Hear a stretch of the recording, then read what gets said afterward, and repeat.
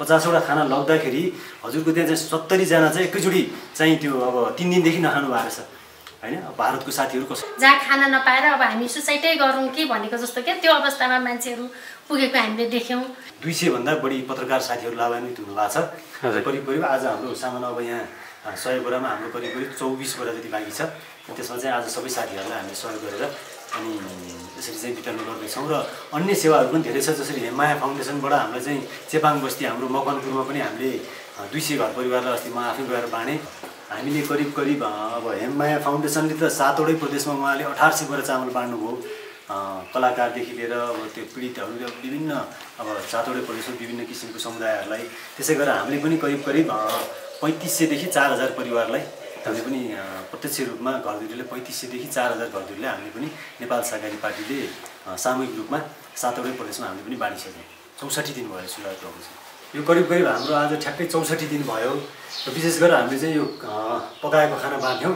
पकाएको खाना चाहिँ हामीले नै सुरुवात गऱ्यौँ, जुन चाहिँ निःशुल्क शाकाहारी भोजन सेवा भनेर भेगान फुड डिस्ट्रिब्युसन प्रोग्राम भनेर आज 64 दिन भएर विशेष गरेर यो खाद्यान्न पनि हामीले त्यो सेवा गरेको करिब 2 महिना नै भयो। हजुर त्यो अन्तर्गत चाहिँ अहिले हाम्रो विशेष गरेर चाहिँ यो पत्रकारको प्याकेज चाहिँ विशेष गरेर हाम्रो अमेरिका बस्नुहुने हेम एन्ड माया फाउन्डेसन नेपालबाट चाहिँ हामीलाई यो सहयोग प्राप्त भएको थियो। 75 बोरा चामल विशेष गरेर पत्रकारको लागि मात्रै र त्यसमा हामीले पनि 25 बोरा थपेर 100 बोरा बनाएर अनि विभिन्न चाहिँ रेडियो पत्रकार, फोटो पत्रकार अनि हजुरहरू जस्तो अनलाइन मिडियाहरूलाई र हाम्रो विभिन्न चाहिँ पत्र पत्रिकाहरूलाई पनि हामीले चाहिँ रेगुलर आज 5 दिन भयो र आज चाहिँ हामी करिब यो सामानहरू सक्छौँ र चाहिँ अब मान्छेहरूले कतिले चाहिँ पत्रकारले पनि त्यस्तो अर्थात् छ र भन्ने जस्तो कुरा आउँछ र हामीले चाहिँ यसरी चाहिँ बाँड्दै हिँड्दै गर्दाखेरि कतिपय पत्रकार साथीहरू चाहिँ काठमाडौँ बाहिरबाट आउनु भएको, कोठामा बस्नु भएको र खाद्यको चाहिँ अलिकति आय स्रोत पनि कम भएको र खाद्यको एकदमै सङ्कट भएको देख्यौँ। त्योले गर्दाखेरि हामीले पनि अब पत्रकार साथीहरू अब राज्यको गहना पनि भन्ने कुरा छ होइन। त्यो कारणले गर्दाखेरि उहाँहरूको पनि चाहिँ खाद्य सङ्कटलाई सम्बोधन हुने गरेर हामीले चाहिँ यो पत्रकारको प्याकेज लिएर आएको हौँ र यसमा करिब हाम्रो 200 भन्दा बढी पत्रकार साथीहरू लाभान्वित हुनु भएको छ। करिब आज हाम्रो सामान्य अब यहाँ 100 बोरामा हाम्रो करिब 24 बोरा जति बाँकी छ।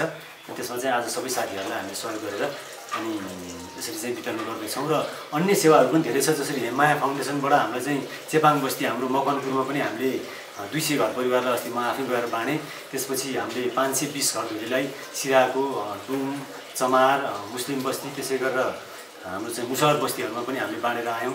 त्यसमा चाहिँ हाम्रो रुटिङ अफ नेपाल बन्द अनि त्यसपछि जिमिन फाउन्डेसन, त्यसपछि कोभिड-19 इन्फर्मेसन सेन्टर नेपालहरूले पनि सहयोग गर्नुभयो। त्यसै गरेर स्वतन्त्र व्यक्तिहरू पनि हामीसँग जुट्नु भएको छ, मिडियाकर्मीहरू पनि जुट्नु भएको छ, विभिन्न धार्मिक समाजहरू पनि जुट्नु भएको छ र हाम्रो मधु दिदी हुनुहुन्छ, उहाँले व्यक्तिगत रूपमा पनि क्यास पनि सहयोग गर्नुभएको छ र उहाँ चाहिँ नेपाल सहकारी पार्टीको केन्द्रीय नेतृत्व पनि हुनुहुन्छ। उहाँ श्रीमान पनि हुनुहुन्छ, मिडिया कर्मी नै हुनुहुन्छ र विशेष गरेर हामीले चाहिँ हेम एन्ड माया फाउन्डेसनलाई धेरै धेरै धन्यवाद दिन चाहन्छौँ। हेम थापा, माया थापा जसले यो सामान जुटाइदिनु भयो र हामी नेपाल सहकारी पार्टीले त्यसमा थपथाप गरेर सहकार्य गरेका छौँ र यहाँहरू पनि अब धेरै टाढाबाट यसरी आइदिनु भयो, सहयोग गरिदिनु भयो र केही सहयोग गर्ने हामीलाई अवसर पनि दिनुभयो। त्यसको लागि यहाँहरूलाई पनि धेरै धेरै धन्यवाद। विशेष गरी यो यति राम्रो कार्य कहिलेदेखि थालनी गर्नुभएको? सुरुवात थालनी गरेको चाहिँ आज ठ्याक्कै 64 दिन भयो। हजुर अनि 64 दिनमा हजुरको चाहिँ अब हामीले करिब अब हेममाया फाउन्डेसनले त 7वटै प्रदेशमा उहाँले 1800 बोरा चामल बाँड्नुभयो। कलाकारदेखि लिएर अब त्यो पीडितहरू विभिन्न अब 7वटै प्रदेशमा विभिन्न किसिमको समुदायहरूलाई त्यसै गरेर हामीले पनि करिब 3500 देखि 4000 परिवारलाई हामीले पनि प्रत्यक्ष रूपमा घरधुरीले 3500 देखि 4000 घरधुरीले हामीले पनि नेपाल सहकारी पार्टीले सामूहिक रूपमा 7वटै प्रदेशमा हामीले पनि बाँडिसक्यौँ। 64 दिन भयो सुरुवात भएको छ। अहिले पनि राज्य लगायत अन्तर्राष्ट्रिय मुलुकहरू लकडाउनको अवस्थामा छ। अहिले पनि कतिपय नागरिकहरू सडकमै भोकै अवस्थामा फेला पनि पर्न सक्छन्।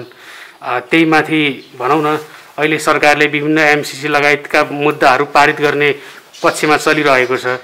विशेष गरी यो अवस्थामा यसरी नागरिकहरूलाई जुन हिसाबले उहाँले खाना खुवाउनु पर्ने थियो, राज्यलाई चाहिँ के भन्न चाहनुहुन्छ हजुर? अब राज्यले पनि नगरेको म चाहिँ भन्दिनँ, किनभने राज्यले पनि अब धेरै ठाउँमा गरेको हुन्छ। अब हाम्रै वडामा मेरो चाहिँ बागडुल बस्तीमा जाउलाखेल जहाँ चाहिँ मचिनाथको फोटो देखाइन्छ, त्यहाँनिर धेरै घर अगाडि चाहिँ वडाले बाँडिरहँदाखेरि कम्तीमा पनि एकचोटि वडाले बाँड्दाखेरि 1000 जनाभन्दा बढीलाई बाँडिरहनु भएको हुन्छ। मैले प्रत्यक्ष आँखाले देखिरहेको छु होइन। अब हामीले बाँड्दाखेरि पनि कम्तीमा पनि अब 50 जना, 100 जना, 200 जना, 500 जना बाँड्दाखेरि 500 घरधुरीलाई बाँड्दाखेरि हामीलाई त 10 चोटि 5 चोटि लाग्छ ओलाले बाँडेको बराबर बाँड्नलाई। त्यस कारणले राज्यले बाँड्दाखेरि चाहिँ अब देशैभरि धेरैवटाहरूमा बाँड्दाखेरि 500,000को सङ्ख्यामा बाँड्दाखेरि त त्यो लाखौँको सङ्ख्यामा हुन जान्छ। अब हामीले चाहिँ त्योभन्दा अलिक कम बाँड्छौँ। अब हाम्रो त हजारौँको सङ्ख्यामा हुन्छ, लाखौँको सङ्ख्यामा हामीले खाना चाहिँ खुवायौँ होला, जुन चाहिँ हामीले शाकाहारी खाना एउटा बक्समा प्याक गरेर दिन्छौँ। काठमाडौँमा हामीले पनि सुरुवात गऱ्यौँ, तराईका जिल्लाहरूमा र विदेशमा पनि भएको छ यो कामहरू।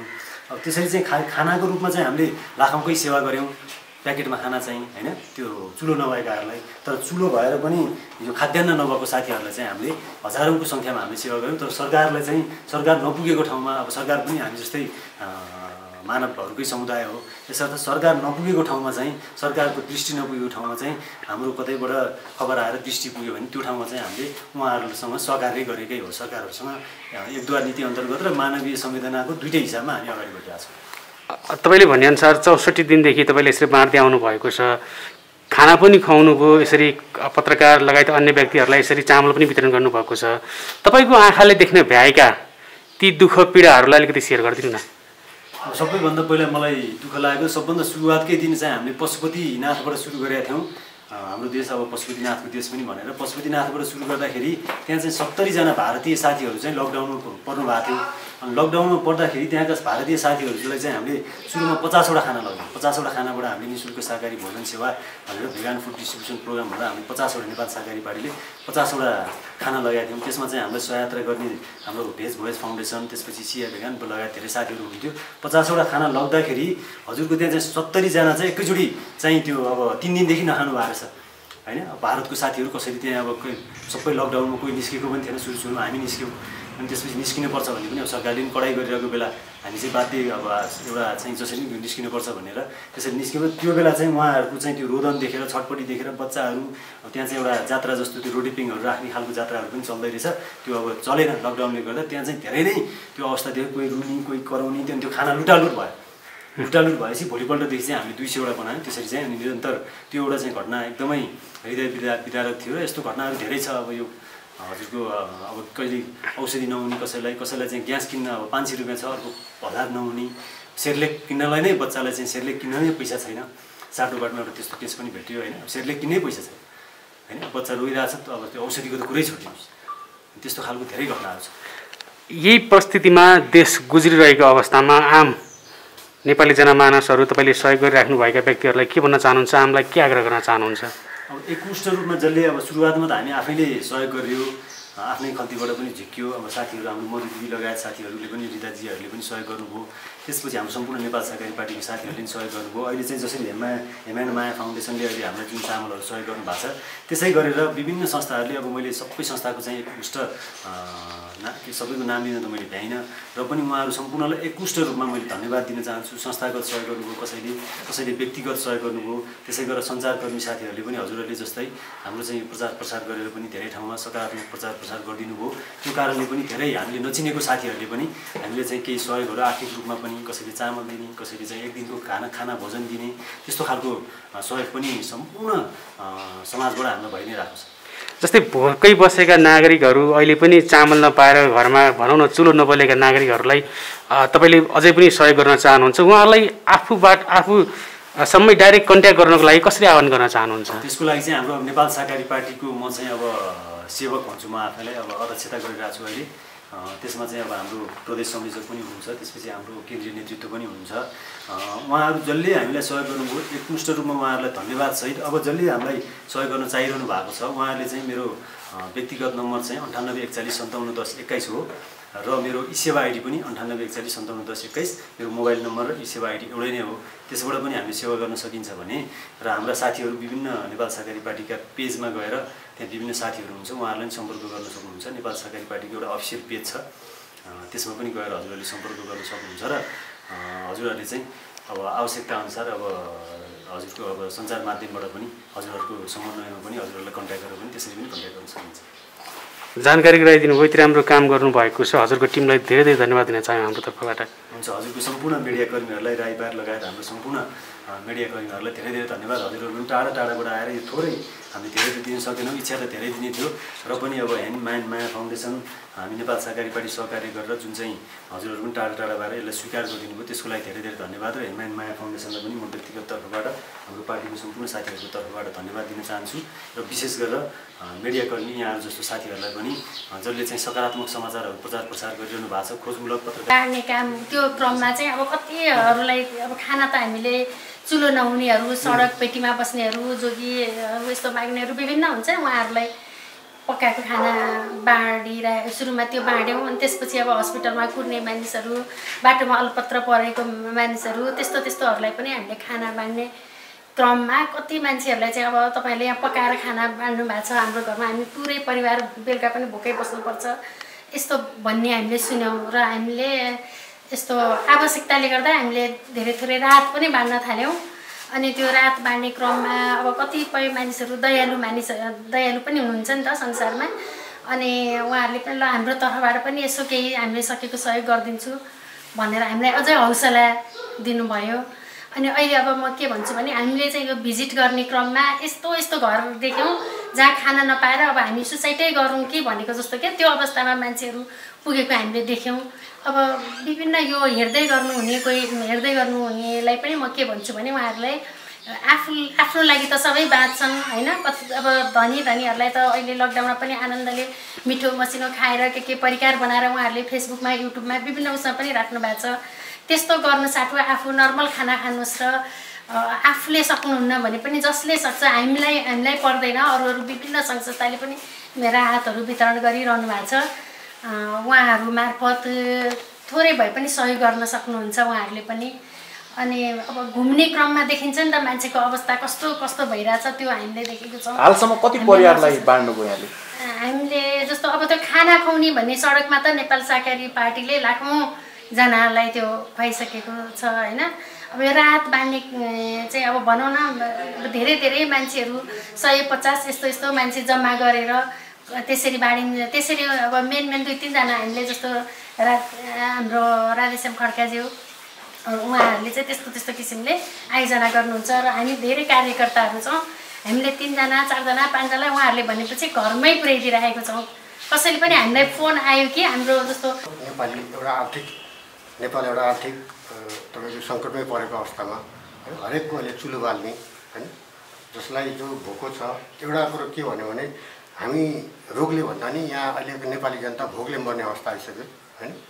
अब यही अवस्था अझै लम्बिने जाने हो भने निश्चय नै हाम्रो एउटा सङ्कट र विषम परिस्थितिमा हामी पुग्नेछौँ। र नेपाल सरकारले जतिसम्म सके जति सक्नुभयो सरकारका उहाँले हेर्नुभएको छ। उहाँहरूले हेर्न नसक्ने ठाउँमा हामी यस्ता नेपाल सहकारी पार्टी भयौँ, अरू यस्ता सङ्घ संस्था मिलेर धेरै ठाउँमा हामीले निभेको चुलो बाल्ने अभियान लागेका छौँ।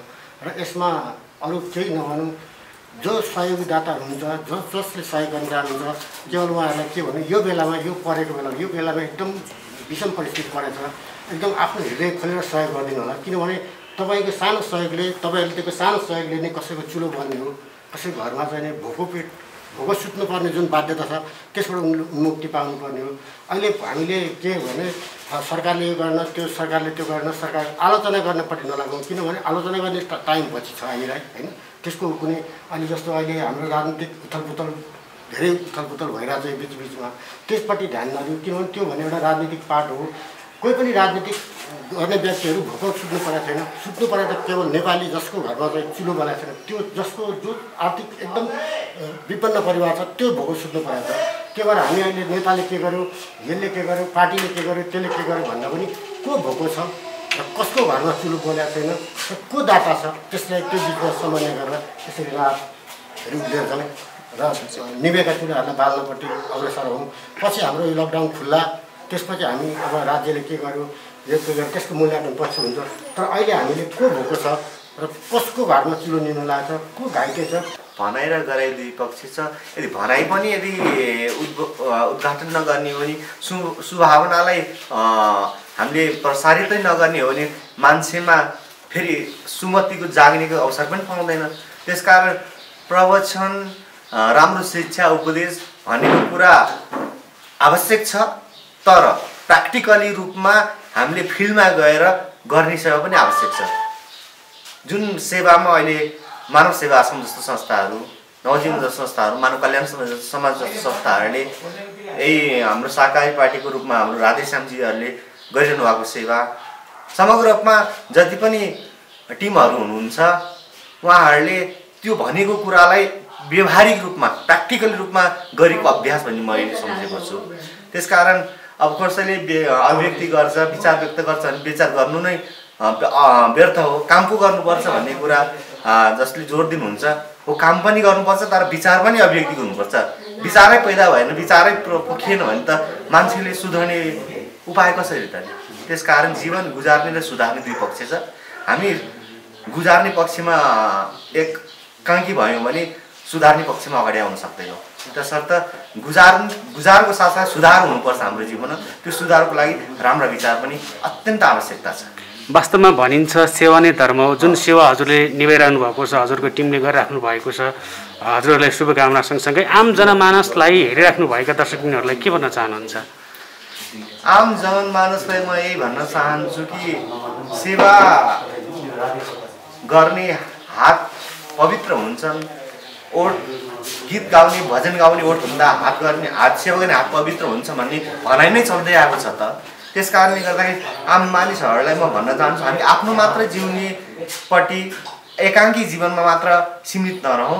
हाम्रो तर्फबाट जहाँसम्म भन्छ दोस्रोको पक्षलाई पनि केही सपोर्ट, केही हाम्रो तर्फबाट उनीहरूलाई सहायता गरौँ। त्यसबाट हाम्रो धर्म सदैव बाँच्छ। हामी कलियुग होइन, हामी सत्ययुगमै रहन्छौँ। कली र सत्य अहिले पनि, कली पनि छ, सत्य पनि छ। जसले पुण्य काम गरिरहन्छ उसको लागि कली छ, जसले पापको कर्ममा लागेको छ उसको लागि आजै कली छ। त्यस कारण कली र सत्य युग अलग अलग होइन, अलग युगमा थियो आज कलियुग हो भन्ने मलाई मेरो बुझाइ छैन है। आजै कलियुग छ, आजै सत्य युग छ। जसले पुण्यको काम गरिरहेको छ उसको लागि सत्य युग